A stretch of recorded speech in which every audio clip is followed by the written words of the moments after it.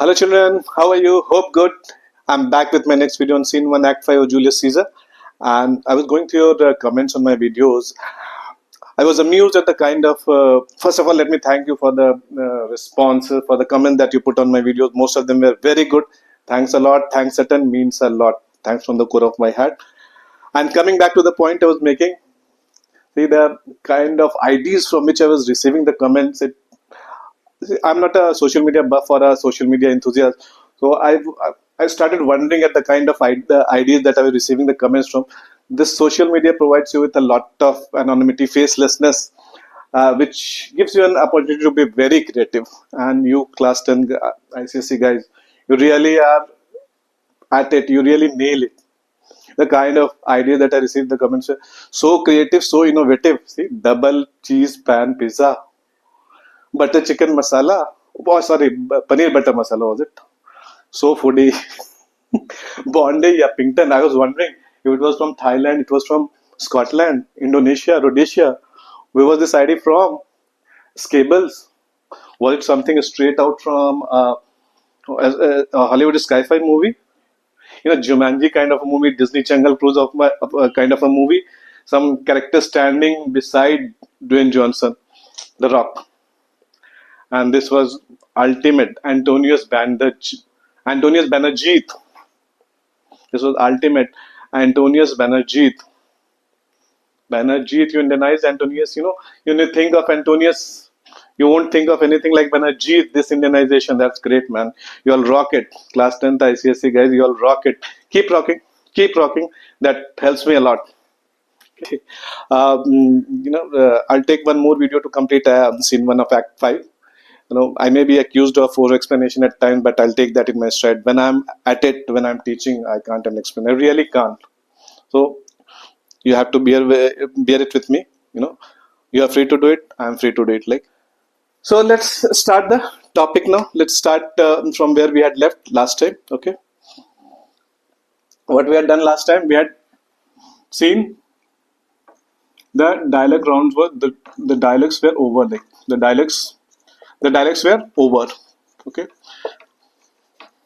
the dialects were over. Okay, and there was no resolution reached. There was no resolution reached. Resolution reached.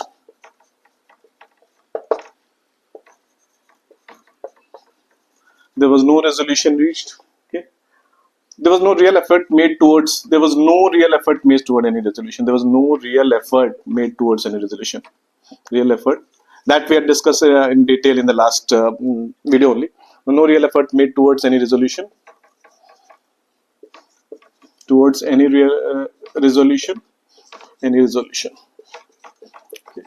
And Octavius and Antony make their exit. And Antony make their exit. This is where we had finished in the last video. Make their exit. Okay, so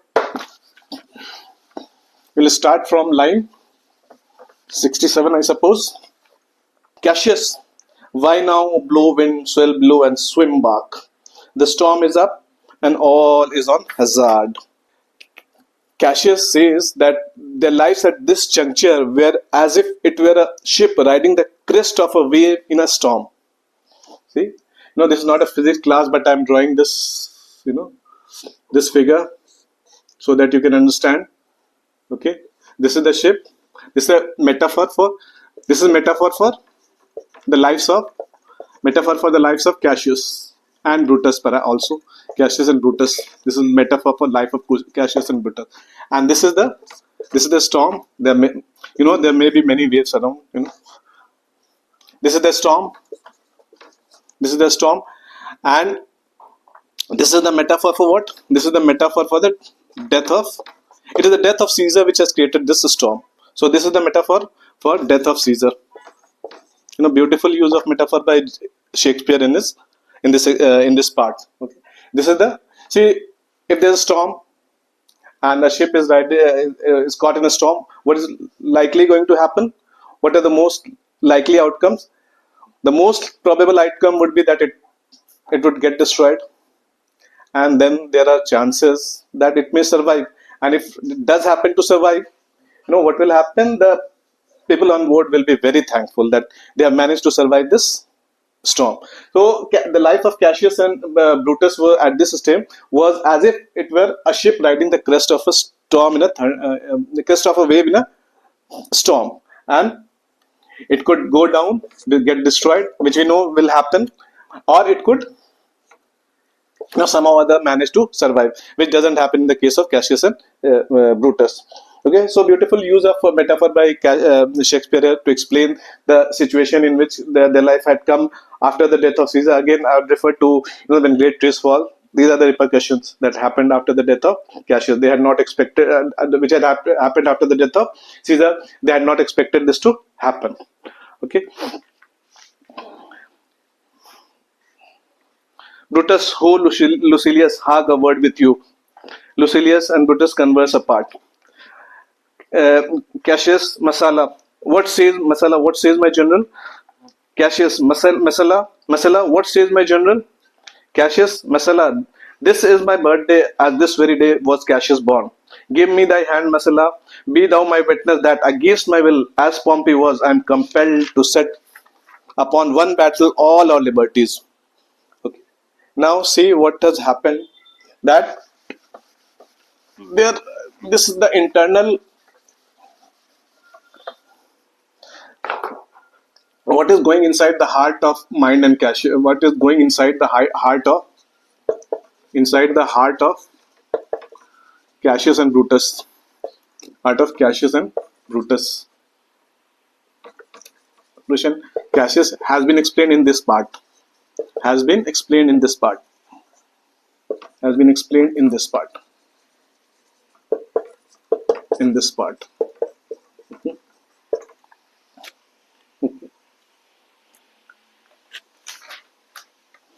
And see the use of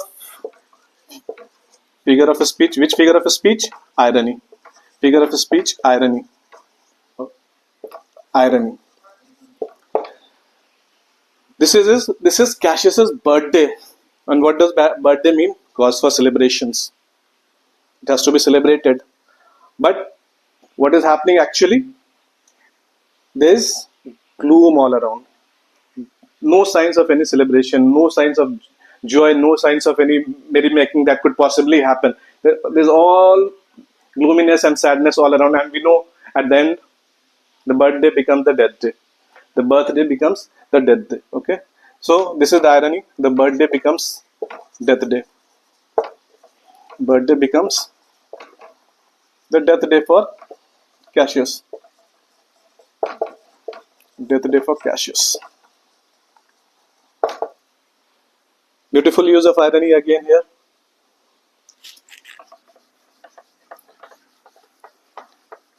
Cassius compares his situation with the situation of Cassius.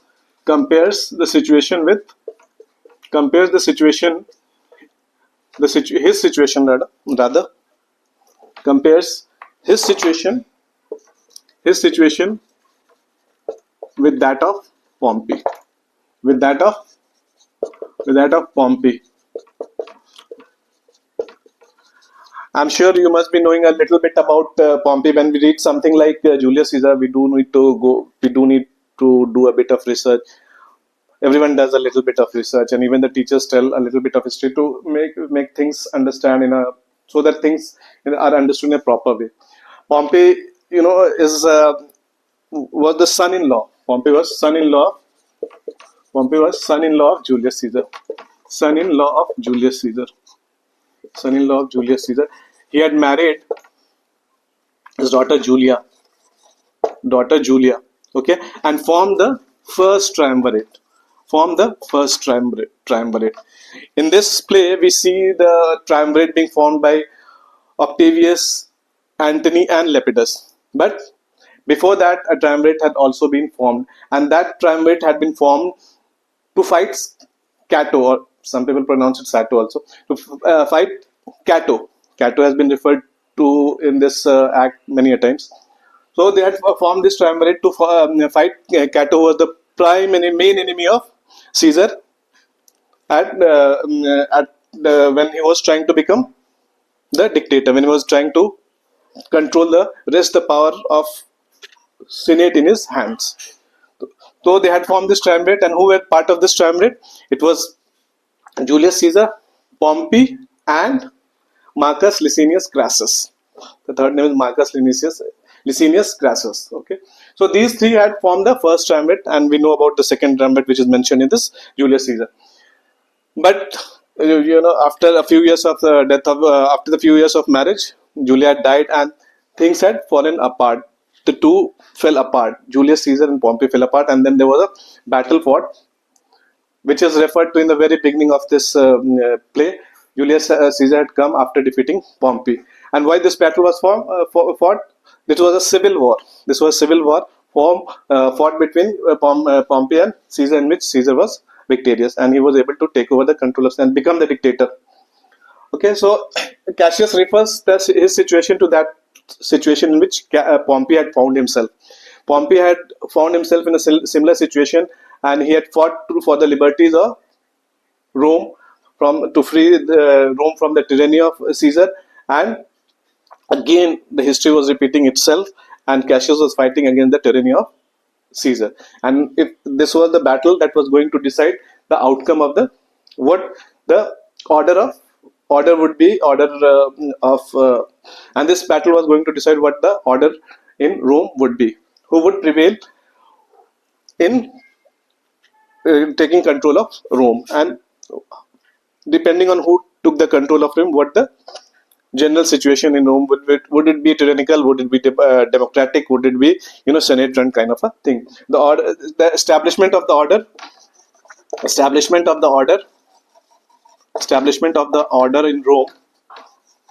in Rome depended on this fight. Depended on this fight.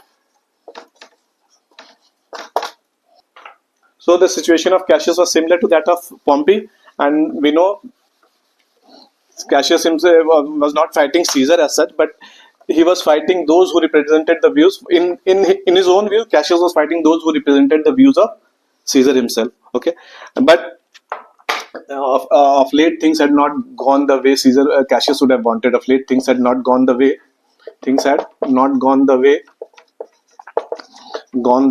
Cassius would have wanted. And that had an effect on his thinking. Earlier, he was a very rational man, and believed in the theories of Epicurus. And who was Epicurus? Epicurus was a philosopher who was very rational, who did not believe in omens and signs, and who did not believe in, as a matter of fact, religion also. Okay, so he was such a rational man, Cassius. But of late, things had changed, because when life comes to a situation where things are getting out of control, your mind tends to get affected, and things were definitely getting out of control of Cassius and Brutus, and more so for Cassius. Upon one battle, all liberties knew that I held Epicurus strong, and his opinion now I changed my mind, and partly credit things that do presage, coming from Sardis on our former ensign. Two mighty eagles fell, and then there they perched, gorging and feeding from our soldiers' hand. Not one who believed in science and omens, but now he tells Messala that he has started to believe in it. What has happened? Things have gone. The turn of events have been not which Cassius would have wanted. So it had an effect on his thinking also.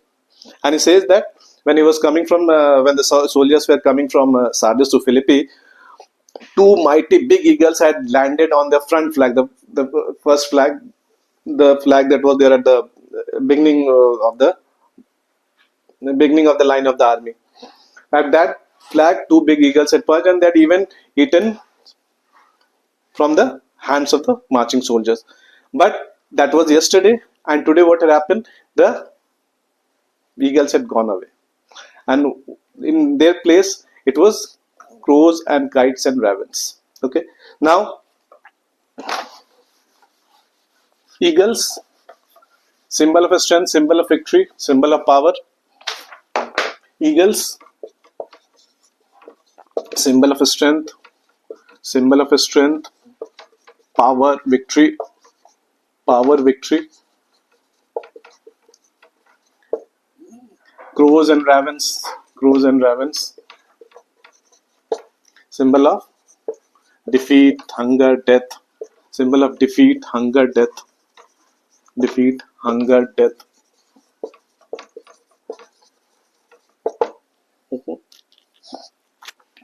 Says that going from Sardis on a farmer inside two mighty eagles fled, and there they perched, gorging and feeding from our soldiers, and who to Philippi here consoled us. This morning are they fled away and gone, and in their stead do ravens, crows, and kites fly over our heads and downward look on us, and as we were sickly prey, the shadows seem a canopy most fatal under which our army lies. So this eagles, they had gone away and they were replaced by crows and ravens, and these are symbols of defeat, hunger, death, and they were hovering all over the marching soldiers, all over their camps, all over the soldiers, and they were looking down on them as if they were their praise, they were their victims, and they had literally formed a canopy, and this canopy seemed like a canopy of death. And now he had started to believe in them. There was a change in his thought process because of the situation that he was in. This is what real life is. When situation changes, people start changing their views also. It had happened in Caesar's time. This had happened in Shakespeare time, and this will happen with humankind till the time they're on this earth. Okay, so this will happen with them all the time, and this is what is reflected in. So this general fact is reflected in these lines by Caesar, that people do change their views depending on the situation that they are. So no one is the same forever. Cassius was a very rational person, but now he has started to change because now things have gone out of his control. Now, Shakespearean world is full of these. The world of Shakespearean world is full of these omens and signs, So, why? We know Shakespeare didn't write this to be read by class 10 ICSE students in India. He wrote it for an audience which was totally preoccupied with these things. For them, it was a way of life for them. They believed in this, and they believed very totally in this. So to make a connect with them, he had to use it, and it was a tool for him to establish a connect with the audience, which every writer does. I had explained it. Okay. Cassius, I but believe it partly, for I am fresh of spirit and resolved to meet all perils very constantly. So Masala tells him that there's no point in being so irrational. Let's be rational as you have always been, and that nothing of that sort is going to happen. These don't mean anything. And Cassius says, "Yes, I'm a Roman." He's by totally he's that kind of a personality who is rational logic and who does not believe in these signs and omens, and he was not into any kind of superstition. I says that yes, I'm a Roman, I'll fight it out. That is the true Cassius. That is the kind of a spirit that he has. He'll fight it out, come what may. Okay. So what do we see here? We see Brutus coming back and saying, we see Brutus coming back, and Cassius speaks to him. Brutus, even so Lucilius. Cassius, now most noble Brutus, the gods today stand friendly, that we may go lovers in peace, lead on our days to age. But since the affairs of men are still uncertain, let's reason with the word that may befall. If we lose this battle, then this is the very last time that we should speak together. What are you then determined to do?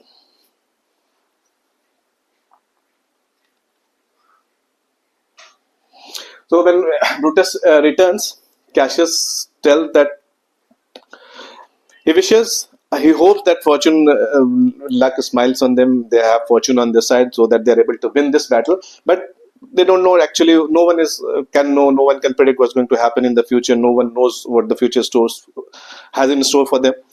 They also don't know. So he tells Brutus that let's hope that we are able to win it. But just in case, if it doesn't happen, this is going to be their last meeting. These people who consider themselves to be lovers of peace, he wants them to win this battle. He wishes and hopes that luck favors them and they are able to win this battle and they are able to live for a long time. But again, being rational says that you don't know what is going to happen, and so he says that let's think of the worst situation that we could be in, and that would be losing the battle. And if that losing the battle means that they were meeting for the last time, and he asked Brutus, what does he intend to do if they were to lose this battle?